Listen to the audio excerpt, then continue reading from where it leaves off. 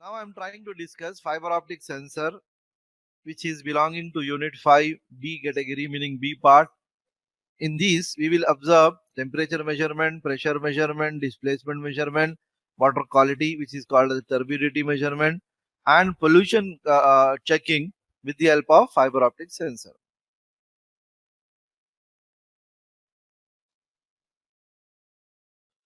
So the first one, temperature measurement with the help of fiber optic sensor. In these, the property of absorption of uh, semiconducting material is used. It is having absorption of light property or transmission due to and this is one thing. Second thing is, we observe readily one thing, that the wavelength shift of absorption can be observed in semiconducting material with change in temperature. For example, for gallium arsenide, for gallium arsenide, the transmission spectrum is shown here in this figure. We observe that the same material is showing different transmission spectrum with change in temperature. That is, for T is equal to -40, the wavelength is looking to be at this particular place, and for T is equal to +40 degree, it is shown to be at this much place, and for T is equal to 120 degree, it is shown to be at this much place. So it means that the wavelength shift is observed for gallium arsenide material with change in temperature. This property we can make use in our temperature sensor for made with fiber optics material. The construction is like this. We have one light source which is exciting white light on the source from where we want to sense the temperature, and we have one probe, and we have one spectrometer. The probe is also measuring the absorption, and the spectrometer is also measuring the absorption of light. So the absorption of light depends upon the material quality, and it also depends upon the temperature in the surrounding. If we don't change the material quality, even though we observe the different reflection of light or the wavelength of light, it is due to the change in the temperature. So the position of absorption shift can be analyzed either with the help of spectrometer or with the help of probe, and it can be very easily correlated in terms of temperature. Now I'm moving to displacement sensor. The working principle of displacement sensor is very easy. As I told you, all fiber optic sensor by default consisting of one light source and one light detector. So this also, that is displacement sensor, is also consisting of one light source and one light detector. You see that when the distance between the light source and the target is smaller, then the reflected light indicated with character B is looking to be smaller. So the corresponding device which is measuring voltage in terms of the reflected light is also showing the smaller value. When we try to increase the distance between the source and the target, we see the size of reflected image is growing. Correspondingly, the size of voltage also grows. So finally, if we try to plot the output voltage versus distance curve, we will get increasing relation up to certain peak, and after that we observe decreasing relation. So this is about displacement sensor made with fiber optic. Hope it is clear to everybody. Can I proceed? Turbidity. Turbidity is the property of water quality. That is, some solid particle which is move into water may not get dissolved. Okay, the undissolved particle present in the water is called as turbidity of water, and turbidity resulted in a mechanism called as cloudy appearance of water. Sometime what happens is, if you don't solve this particular problem, it may lead to emergency. That's why there is a need to address to this particular problem of water in the mostly in the reservoirs. Now let us see the working of a turbidity sensor. Turbidity sensor or turbidity transducer is making use of nephelometer. I repeat, it is making use of nephelometer. Nephelometer is nothing but turbidity meter with a probe. It also works in the same way. Light beam is allowed to pass in the object. Here object is water under test state. So this light will be scattered by any suspended particle if present. Usually a detector is used and that is inclined 90 degree to the source mostly. Then the detected amount of light which is falling on the detector is a measure of uh, turbidity present in the water. The more the light detected, the more the particle present in the water. This is the conclusion. The more the light detected, the more the particle present in the water. Hope it is clear to everybody. Yeah, this can be seen or this can be made clear with the help of this block diagram. You see, suppose this is the sample of water under testing.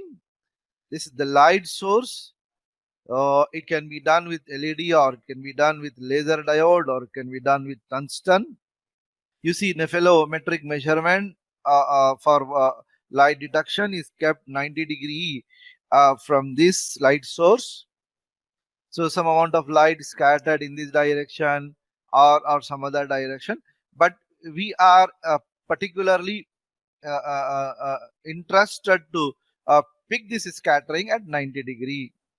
So what exactly we do, or what algorithm we write in this is, the more the light seen in this, the more the particle present in the water. Now I'm moving to pressure sensor made with fiber optics. It is also very simple. Same mechanism. Here also we have one light source and one light detector. Here the detection of light is actually uh, uh, measuring the pressure of the target. Usually it is used in biomedical area, in particular to monitor the pressure in the human circulatory system. I repeat, it is mostly used in biomedical area. In particular, it is used to monitor pressure in the human circulatory system. Now let us see the operation. The operation is quite simple. It consisting of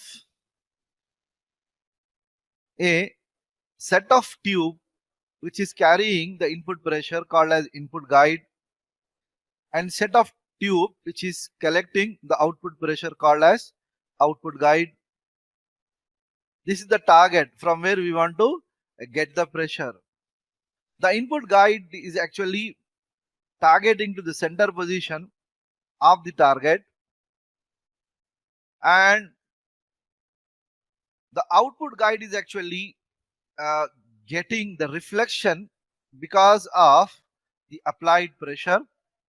You see, P1 is the pressure of the excitation, and P2 is the resultant pressure because of the excitation of pressure which is applied on the object. So I am just reading this text. Just listen to me. There are two fiber bundles used here in this case, which is called as guides. One is input, another one output. Arrange as shown. Just now I explained. Chop light, meaning the required light, the safe light from the source is focus. It is try to focus on the input guide, which on emergence is reflected from a flexible membrane. The membrane may be made up of aluminized plastic form as a film. Okay, now let us see the important thing. With pressure P1, the exciting pressure and the reflected pressure. With pressure P1 and P2 equal, the position of membrane with respect to, that is this membrane, with respect to the guide is looking to be 50% reflected light falls on the surrounding annular output guide. This is one case. We call it to be default case. With P2 pressure, the reflected pressure is greater than P1 pressure. Then what happens is the shape of this membrane become convex. With P2 pressure, then P1, the membrane become convex towards the guide and more light falls on the output. We all know that convex target reflect more amount of light, right? So when P2 pressure become more than the P1 pressure, then this membrane shape become convex and it reflect more light. This light detection can be correlated in terms of higher pressure. Now, however, if P2 pressure is less than P1, then reverse occur. That is, the membrane shape become convex and less light will be reflected. So accordingly, we say that P2 pressure is less than P1 pressure. A detector set at the other end of the output guide correspondingly receive different light with changing different pressure. And finally, the detector can be calibrated for pressure. Yeah, this I had taken from instrumentationtoday.com. For more information, you can log into that page. Now I am moving to pollution sensor.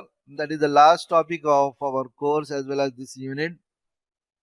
Pollution sensor, a very useful sensor.